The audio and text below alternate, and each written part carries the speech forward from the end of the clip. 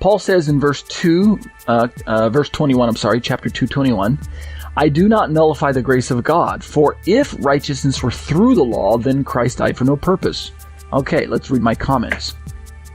This is the first time in Galatians that Paul uses the specific noun righteousness. The Greek is dikaiosune. And it's interesting that this is the first time that he uses it.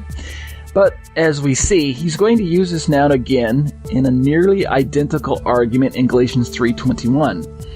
And we can see from my footnote to 81, for Galatians 3:21, is the law then contrary to the promises of God? Certainly not. For if a law had been given that could give life, then righteousness, dikaiosune, would indeed be by the law. So we see that the two verses, Galatians 2:21 and Galatians 3:21, are nearly identical to one another. They got this kind of parallel concept going on. So what is dikaiosune? This courtroom term, as we've found from studying, is related to our familiar verb justified, the dikaioutai from Galatians 2:16 that we read about earlier. The only difference is that one is a noun and the other is really a verb, but they both convey the same biblical concept. And what is that?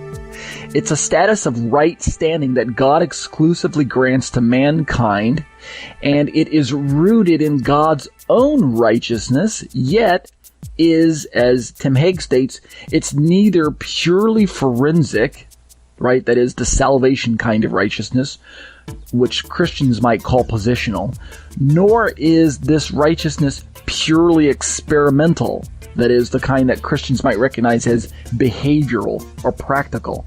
Rather, when we encounter this idea of right standing from God's perspective, that is God's own righteousness, I think that most commentators, I shouldn't say most, I really should say a few that have begun to recognize both sides of it. It's really both, right? It's really both forensic and behavioral. It's really positional and practical. It's really salvation. It's really justification and sanctification. It's really the two sides with one. It's really one coin with two sides. What kind of righteousness does Paul have in mind here in the verse 21? Is it the behavioral? Is it the salvific kind? Which side of the coin is he focusing on? And so I don't think he's focusing on the behavioral side, the sanctification side right now. I think, as I keep reading, with Ephesians 2:8-9 in mind, right? And we all know Ephesians 2:8-9. For by grace you've been saved through faith, and this is not of your own doing. It is the gift of God, not a result of works, so that no one may boast.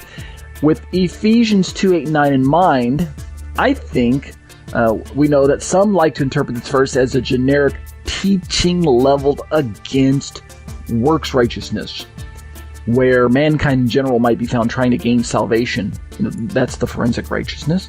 Man might be trying to gain salvation by doing good works, without the law necessarily even being in the picture, yet supposedly being singled out by Paul here in Galatians as a sort of supreme example of, quote, good works that a man could do, end quote. In this way, I go on to say in my commentary, in this way, the verse would basically be saying, quote, this is my own paraphrase, right? I do not nullify the grace of God, for if righteousness were through doing good works, then Christ died for no purpose, end quote. Right? And the theology behind taking law here to mean good works in general would not be incorrect. You agree? In other words, good works do not secure salvation. However, as I keep saying in my commentary, this would not do justice to the historical and religious context of the section that was begun in Galatians 2:15, which is, in my understanding, most definitely a carefully reasoned, narrow argument aimed at Jews, the Jews of Paul's day, and their relationship not to your average good works in general, but specifically to the works of the law as Jews by birth. Right? So look at my footnote to number 87, where Paul says in Galatians 2:15, we ourselves are Jews by birth, not Gentile sinners. And then he goes on to say, a man is not justified by works of the law, but by faith in Christ.